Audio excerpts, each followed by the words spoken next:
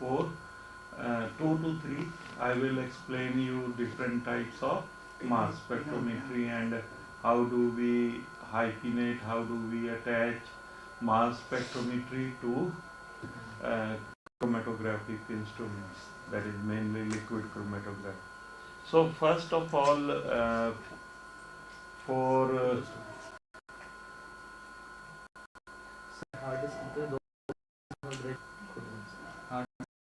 Accept नहीं कर रहा, 2 बार इसने ब्रेक लिया तो स्टार्टिंग के बाद हम देखो अब पार्किंग साइन दे दिया जे ਨੂੰ ਹੁਣ ਮੈਂ ਕਰਾਂਗਾ ਤੇ ਇਹਨੇ ਰੋਲਿੰਗ ਸ਼ੁਰੂ ਕਰ ਦੇਣੀ ਬਟ ਫਿਰ ਇਹਨੇ ਵਿੱਚ ਬ੍ਰੇਕ ਕਰ ਦੇਣਾ ਫਿਰ ਫਾਰਮੈਟ ਮਾਰ ਦੋ 2 ਅਟੈਂਪਟ ਵਿੱਚ ਕਰ ਚੁੱਕਾ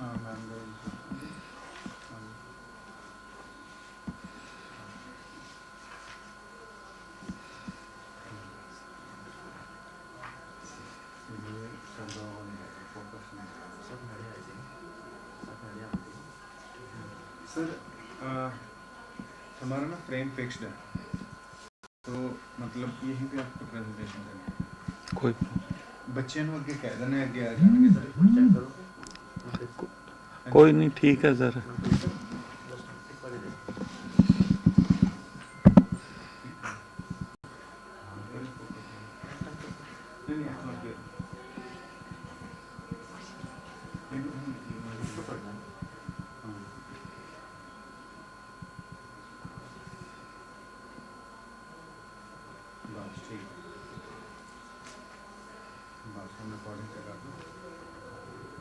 स्टूडेंट्स में सर अगर चाहते हैं तो फर्स्ट रोज भी आ सकते हैं क्योंकि सारे तो जी सर कोई बात नहीं। Done sir First of all, I would like to introduce you.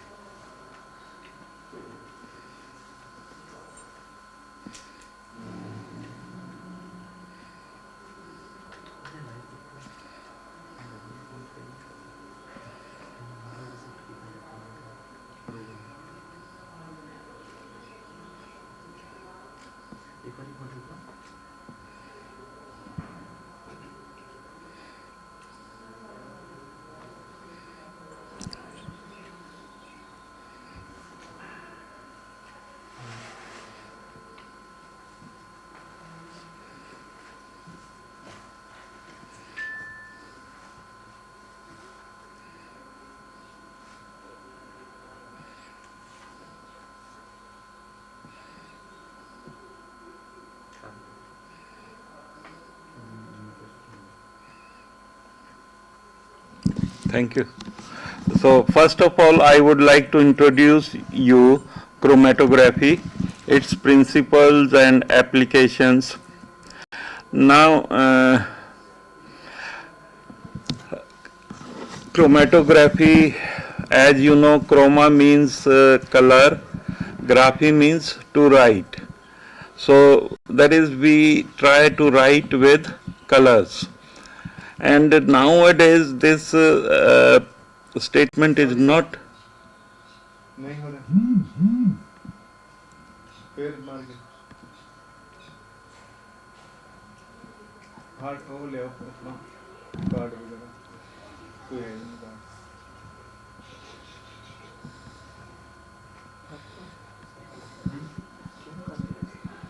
जो तीनों को कॉल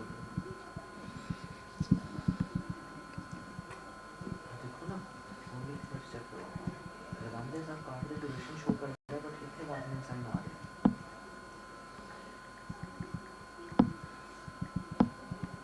एक खाना का बड़ा स्टूडेंट ठीक है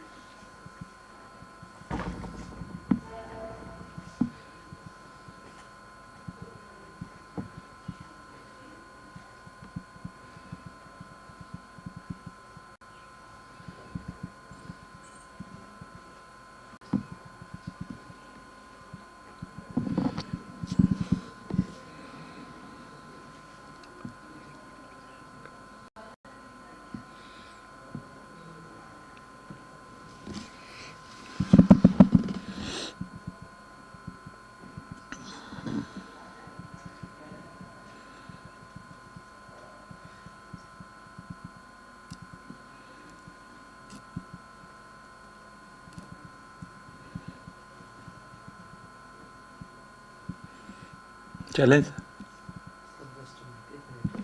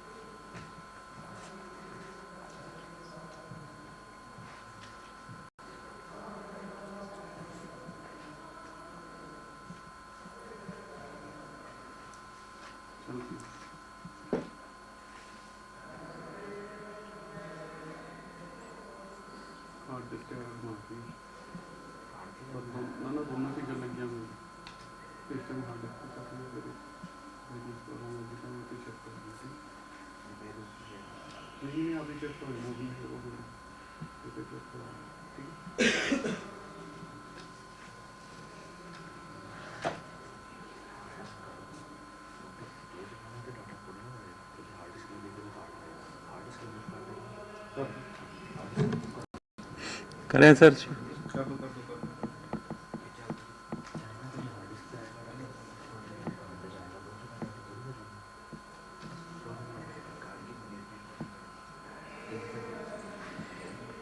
कोई कॉपी कर लांगे।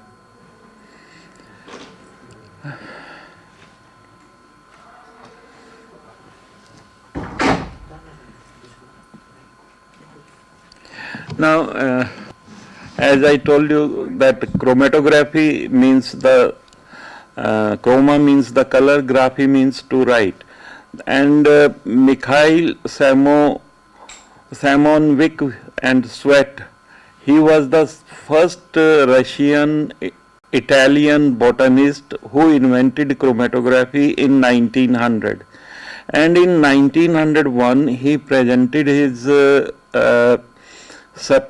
work, that is of the separation of chlorophyll pigments, in the conference, that is at the 11th Congress of Naturalists and Physicians in St. Petersburg, and he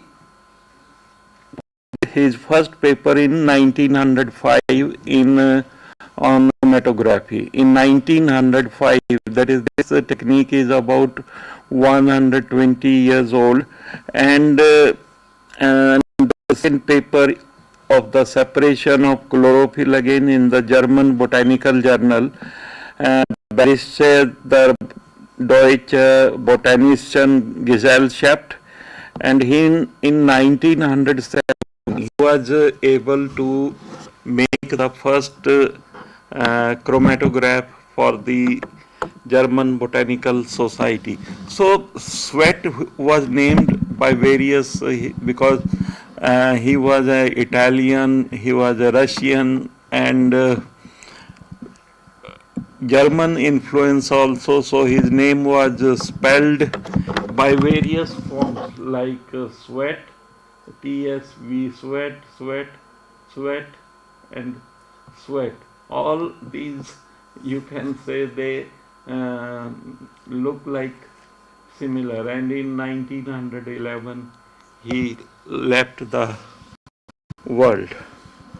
So this is, that is, chromatography in the beginning was, idea is,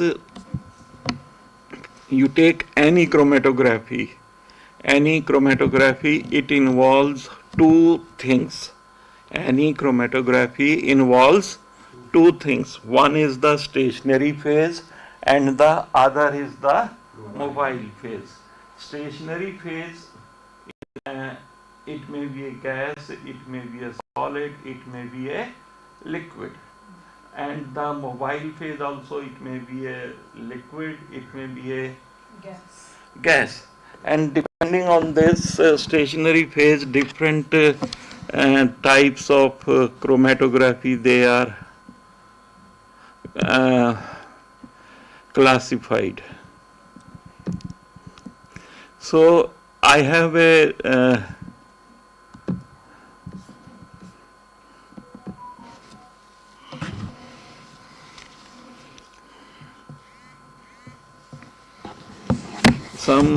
I have some animations for you, and you can see.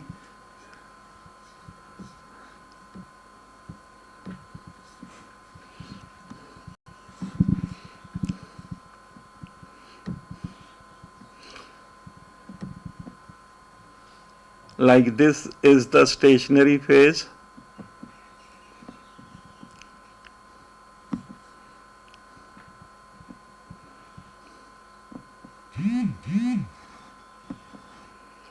and this is the loading of the column or any stationary phase, and here the material is loaded onto the column. This is a very this is the mixture of the products.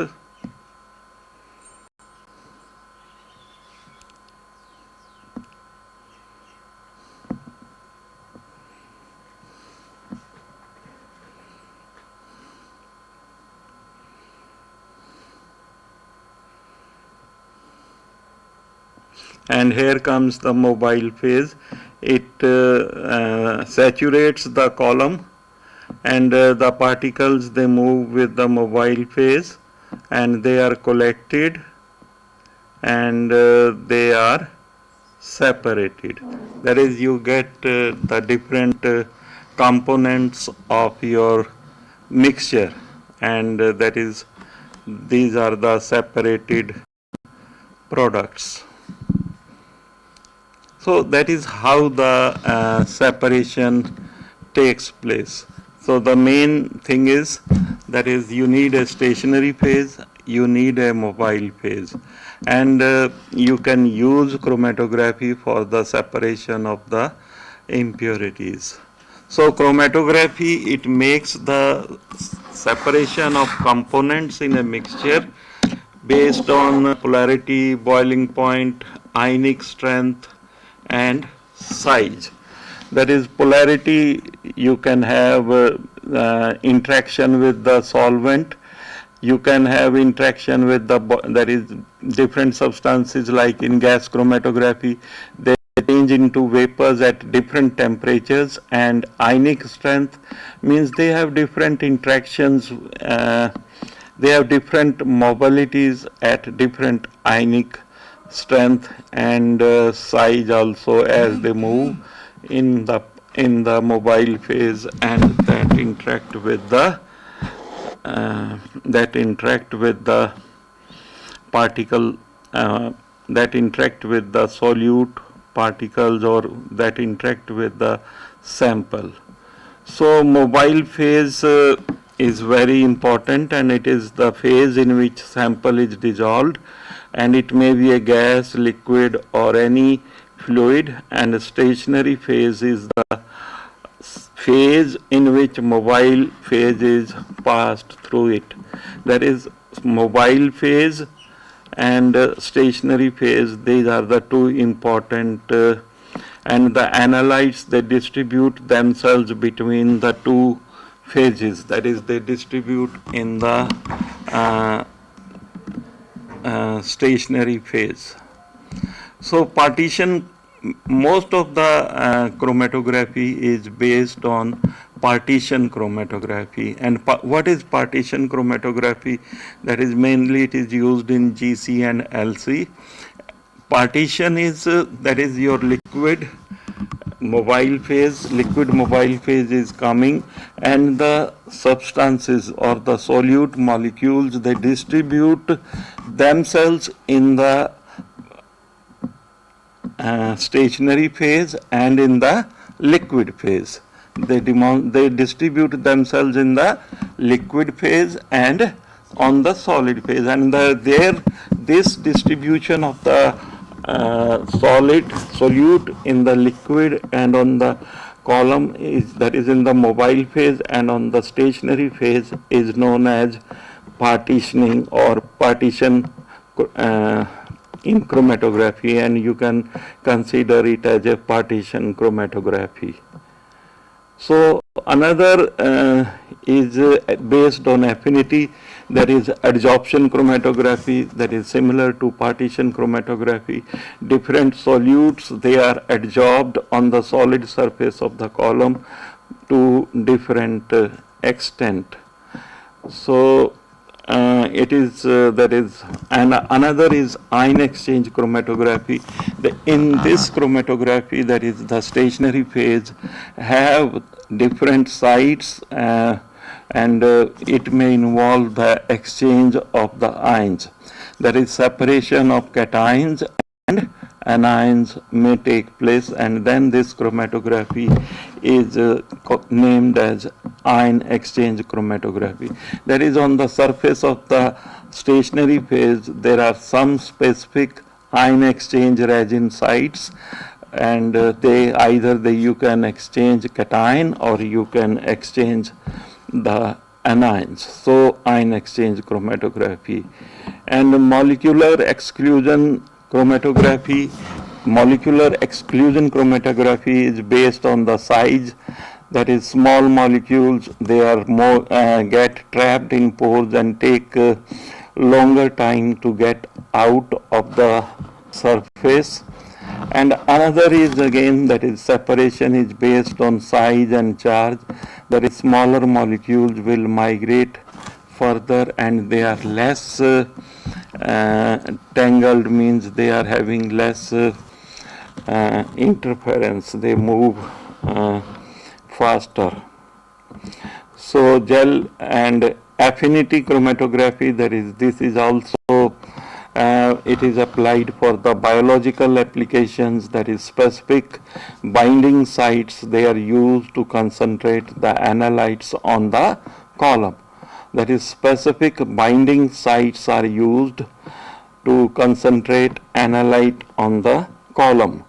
So this is affinity chromatography, and it is used to separate the proteins or some enzymes. And like this, there is some sites we apply, and then we can elute them. So there are some specific sites, that is, proteins or enzymes, they are retained and impurities are washed out. So these were the different types. Now, what is the theory of chromatography? Main thing I told you that chromatography involves the distribution of the solute in the two phases. Okay? That is, it involves the distribution of the solute in the mobile phase and on the stationary phase. So we can consider the distribution constant, and there is a counter current experiment, retention time, and the relationship between the distribution constant and the retention time, and capacity factor K dash and selectivity factor alpha. Another thing is in basic chromatography, what we have a mobile phase, we have a stationary phase, and mobile phase passes through it, and depending on as it passes through the mobile phase, as it passes over the stationary phase, then we come to the detector part, that is after the column. In detector part, depending on the response of the materials, depending on the response of the solutes, signals are recorded. So, and we get signals in different forms, and there are various types of detectors for chromatography.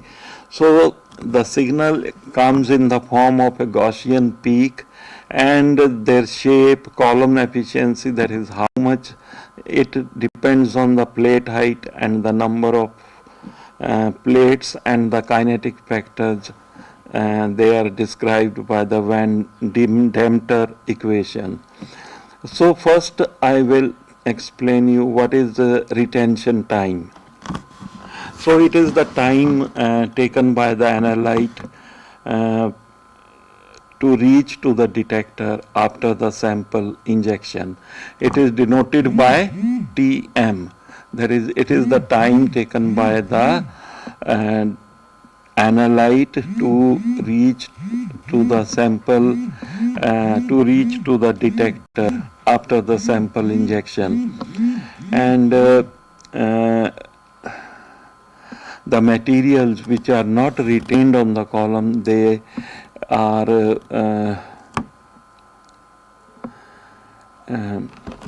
they reach to the detector, and the retention time of the material through the column which is not retained that is also called as dead time or dead volume. Dead time or dead volume means कि भाई आपने एकदम injection की, ठीक है, and material is not retained, it is not going any attraction, any adsorption, any reaction, that is no mechanism is taking place between the solute and the stationary phase, that is the analyte and the stationary phase, that is known as dead volume. So Tm is the length, that is the velocity of the rate of migration, is the average rate of motion of the mobile phase molecules, that is length of the column, or Tm, that you can say. So different distribution constant you can find out, velocity you can find out.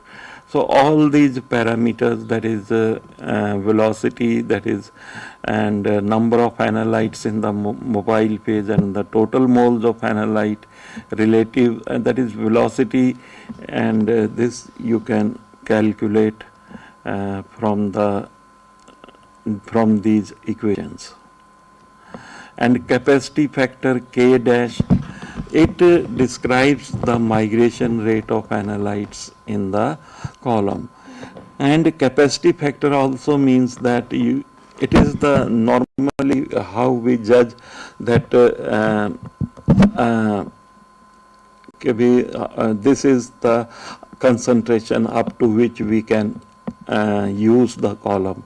If your peak starts broadening, that is, they start increasing in size, like this last one, this, and if it starts more broadening, then you can say that you are reaching towards the saturation limit.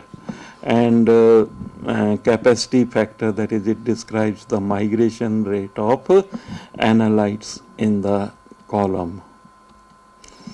So selectivity factor, depending on the between two species A and B, that is, you can distinguish between A and B which substances, that is, you can selectively separate, that is known as the selectivity factor, and it depends on the choice of the mobile phase.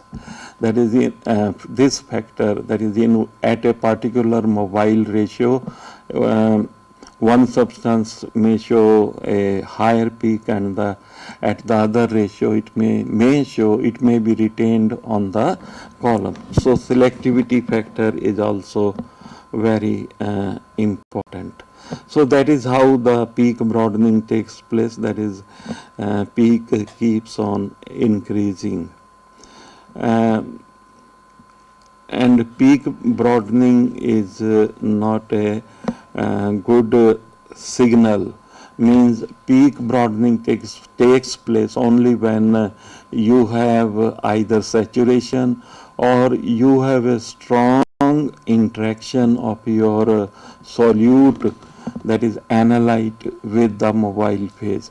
That is, your mobile phase is not able to elute your solute or your analyte, that is at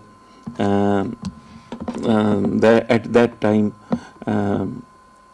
peak broadening takes place.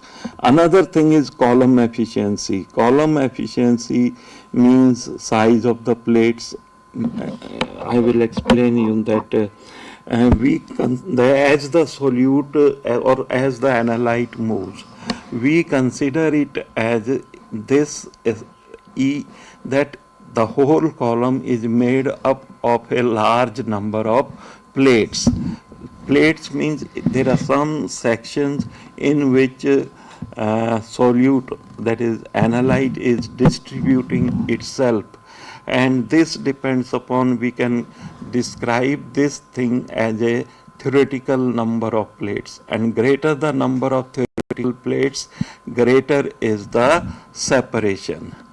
And theoretical plate is N, and it is given by L over H, that is length of the column, and peak height, and typically theoretical, that is N, that is number of plates, is 250 to 10,000 in a column.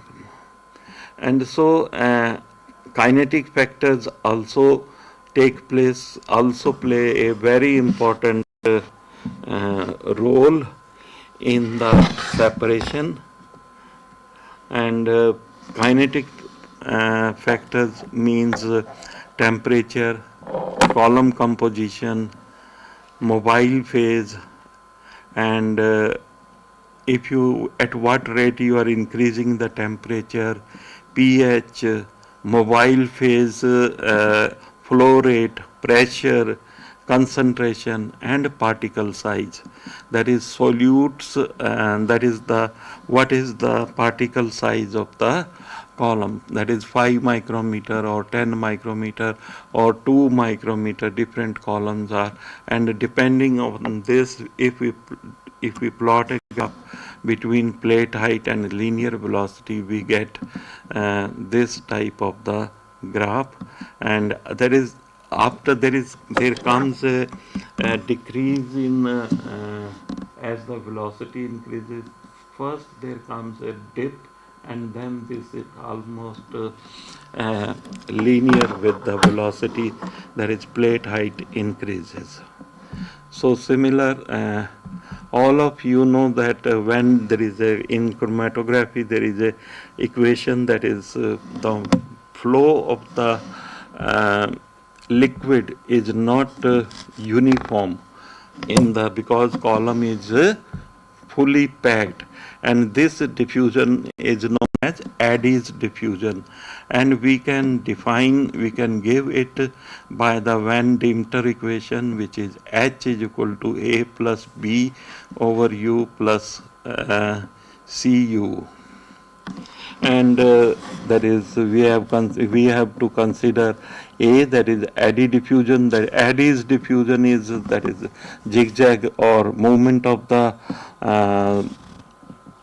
analyte in the column, and due to different paths it has to take. And B over U is the longitudinal diffusion, that is it diffuses in and against the direction of the mobile phase movement. And Cu, that is it is broken into two terms, that is mass transfer coefficient, normally we call it CSU and CMU, and that is total Van Demeter equation. Now question is how band broadening it can be reduced by decreasing the particle diameter, that is we take the smaller analyte molecules. Decreasing column width means we decrease the column width, and lowering the temperature and minimum thickness of the liquid stationary phase. And another thing in chromatography, very important in chromatography, is the resolution between the two peaks. And the resolution between the two peaks, that is between any two peaks, this A or B or A or B, A or B, that is, this is given by 2 into TRB, there is migration time of B component minus A over divided by mass of A plus B. So resolution, that is the separation, depends on this. And this is not a resolved peak here, it is the submerged peaks, and most of the analytes, and you have to work on it to separate it into different depending on the polarity. So this is the so I told you that stationary phase is very important, and depending on that anion and cations, they can be retained, and depending on that we have positively charged and negatively charged columns, and on that separation can take place. So In HPLC, how the separations take place. First, I will show you a better animation. Uh, First is this is your pump, these are the solvent, this is the column, and it is the detector. Detector is connected to a computer, and the absorbance is taken in case of UV absorbance detector, and the plot of absorbance versus time, that is known as a chromatogram. The instrument is known as chromatograph. You can see how the substances they come together, and they are detected, and they are separated. Another thing in chromatography, the more important is the troubleshooting. That is identifying the problem when using a problem. If you get this type of the peaks, it means that mobile phase is not suitable. Mobile phase, that is, it is the your analytes, they are not dissolved completely in the analytes, they are not dissolved completely in the mobile phase. Their motion, their velocity is not uniform, or there is a clogging in the column, and this is baseline. And if you get a baseline of this type, that is, there is some contamination of mobile phase, or there is improper cleaning, that is, this is the normal baseline in case of you take any detector, and this is little bit noisy peaks. Similarly, if temperature is not stable, then you can get these types of peaks, that is, and contamination of the column. And if your peaks is merged together, that is this type of peaks, that is, this is due to the improper mixing of mobile phase, and problem is, there is 90% problems are due to the improper mixing of the mobile phase. There may be a bubble in the mobile phase, and these 30% of the almost of the problems are with the column. That is, column is not clean. Then this is peak tailing. It is known as peak tailing, and after you adjust the pH or other things, this will you will get and this type, if you get peak of this type, this is known as peak fronting.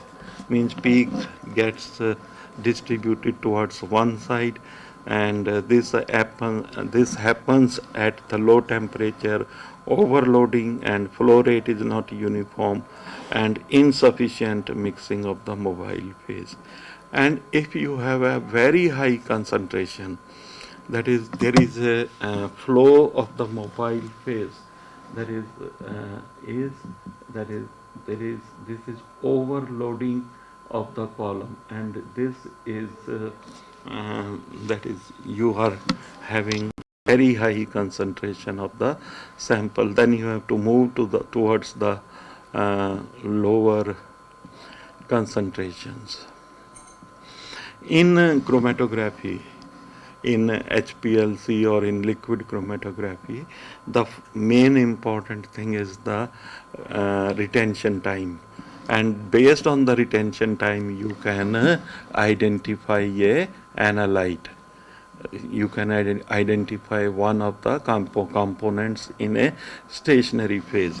And if this is not constant, means look here, this is not constant, and then it is due to the, and you are getting peaks of almost the same size, then these are due to the problems of the mobile phase, and if you get any communication error with the software, you have this type of the problem. And this is also the problem of the mobile phase, and you do not have complete separation. So if there is power fluctuation, you may get this type of the peaks, and area may be not constant, or sometimes in HPLC or in liquid chromatography, we get the peaks which are not due to the sample, and they are coming in the impurities in the mobile phase, and these peaks are known as ghost peaks, and they upset the equilibrium and production, or this is due to the impurities or contamination of the mobile phase. And if you get peaks of this type, there is a constant response or there is a negative response. These are due to the lifetime of the detector, that is your क्या कहते हैं वो bulb जो है उसका detector का उसकी saturation time आ गया, and then you have to change the bulb of the detector. So applications of HPLC, there are many applications of HPLC. First, I will compare HPLC with the main difference in HPLC and gas chromatography is that liquid chromatography can be applied to both volatile and non-volatile substances, whereas gas chromatography is applicable only to the volatile substances, and gas chromatography can be applied to non-volatile substances by making their derivatives which are volatile. ठीक है, अगर हमारे derivative volatile हों, उनको non volatile हैं, but if we make them volatile by coupling it or by derivatization, then we can analyze them.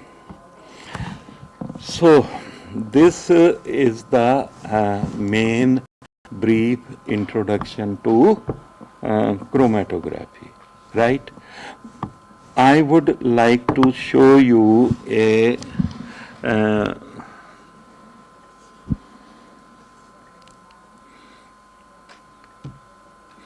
an animation.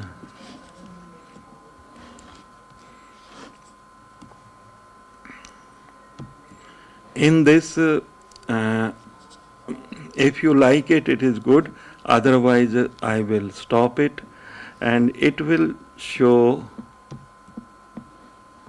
how chromatography, or how you can use HPLC chromatography before going to the lab.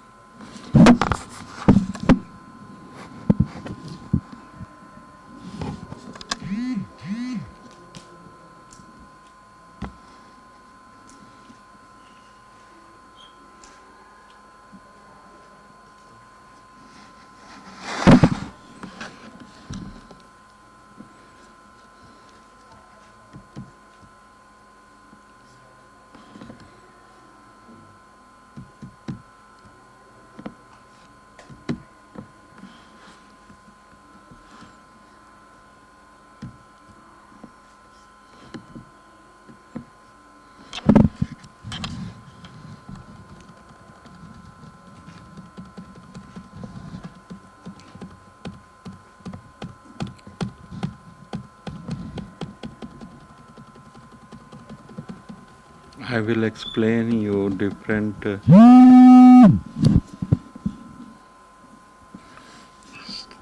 Hello. Hello. I will explain you different steps.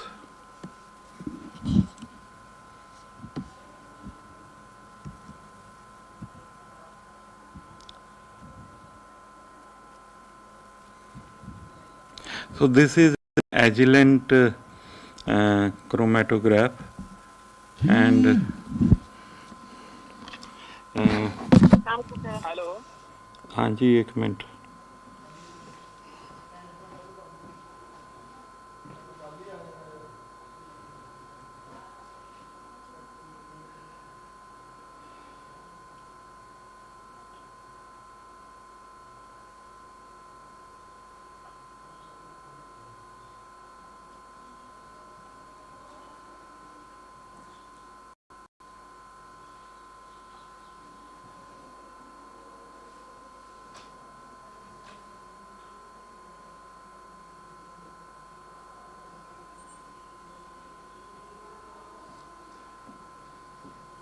So the mobile phase, that is first step is filtration of the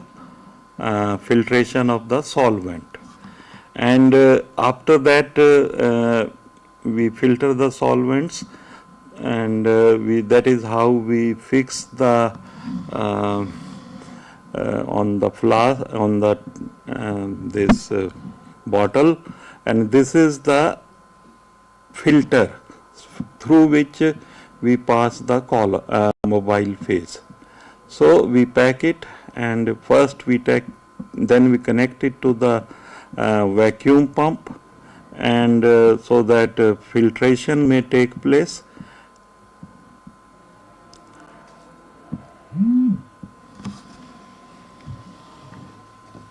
We filter the solvents, and that is how the solvents are filtered.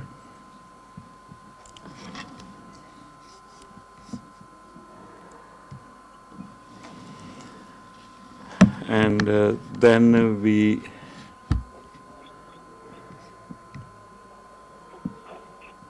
you see that is the filtration is taking place, and after that we degasify the mobile phase, that is these and we fill them in the HPLC mobile phase bottles.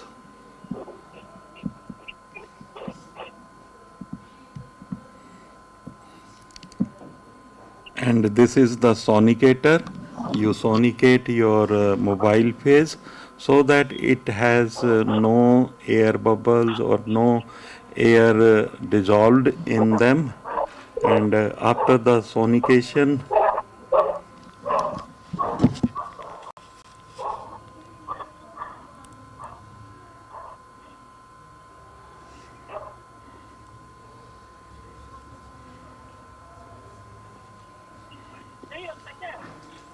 uh, 782 881. कोई दे दो बस 78 1332 1332 782 881.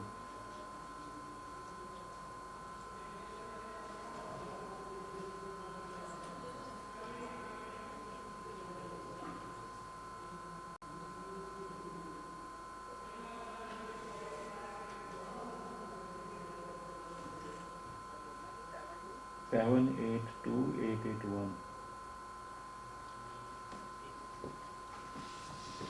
Now we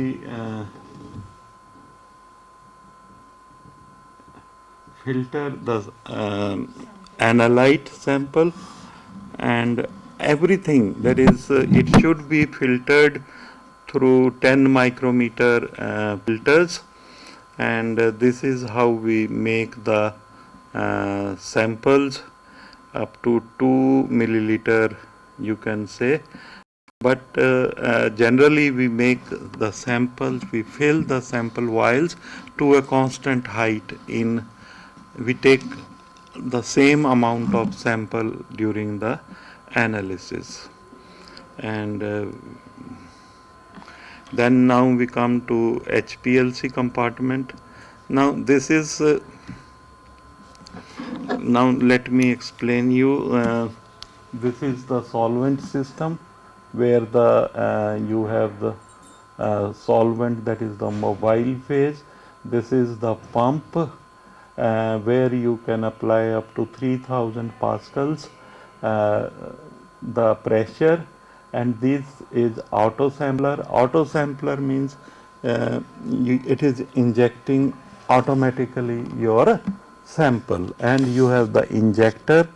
Then this part is the column, and here you may set the column, and from the column this is going to the detector, and from here the fraction collector, or you can have a waste collector which is coming from the mobile phase after the from the column.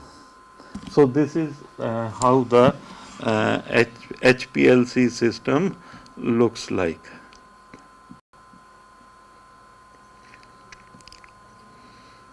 Now we take the we degasify, और मैं बुढ़ा हो गया यार. We degasify the solvents, and we first we क्या कहते हैं, see that there is no bubble in the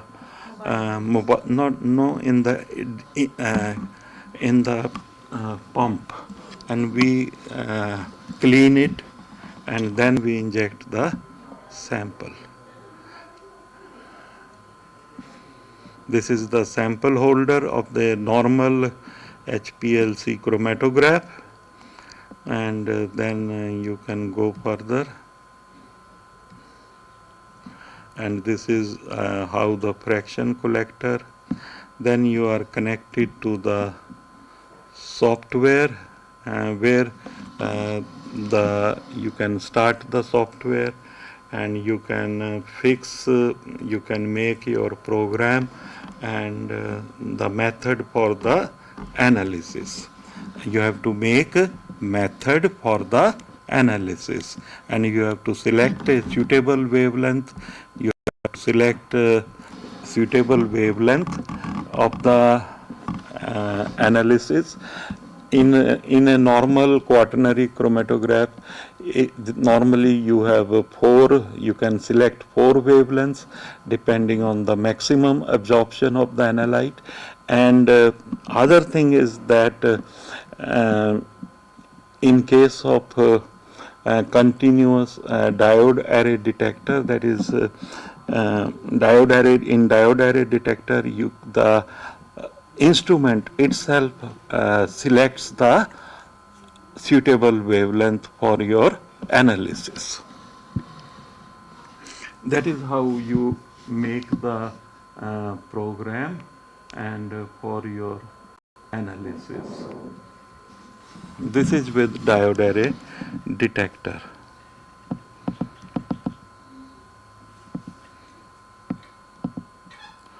And how the description looks like, that is all the components which you have to adjust, all are you can set with the help of software. Then this is setting the wavelength and for the detection, and there is the instrument is almost ready for the analysis. अगर unknown sample है तो wavelength scan mode में भी कर सकता है? हाँ जी, वो तो स्कैन मोड में जो हमारा डायोड एरे डिटेक्टर है उसमें तो हो ही जाती है मैम, हर एनालाइट की. You can have the spectra of unknown analyte otherwise you have to select and compromise, make a compromise with the selectivity or selectivity of 4 wavelengths where it is available. Like we have then we load the sample. Sample is automatically loaded.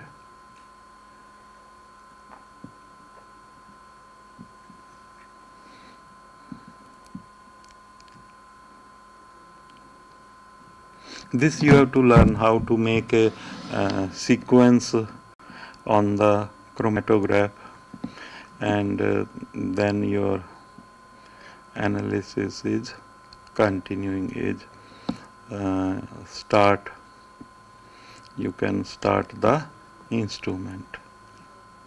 So this is how the instrument is running, and you can have your analysis done.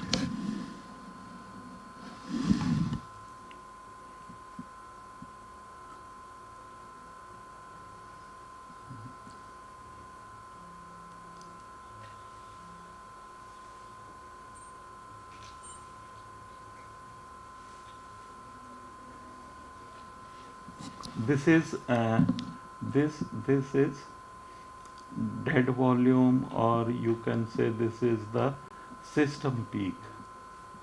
Means it indicates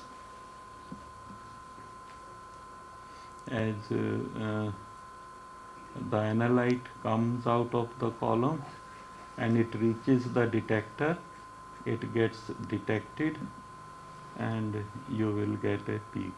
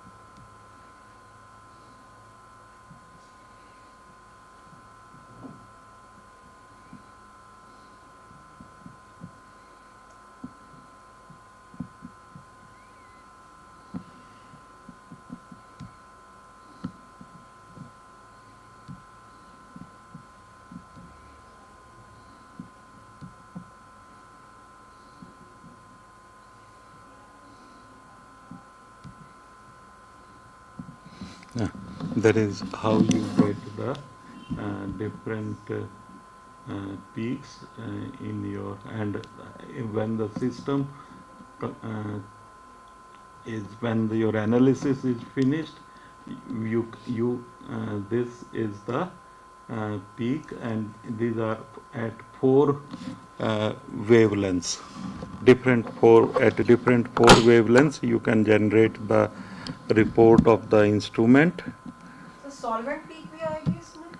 solvent peak तो ma'am शुरू में ही आती है ना, ये वाली solvent का मतलब थोड़ी बहुत छोटी मोटी जो इम्प्योरिटीज होती हैं, स्लाइट स्मॉल डेड वॉल्यूम जिसको हम कहते हैं ना, कि भी as it comes out of the column, these are those things, system peak कहते हैं इसको.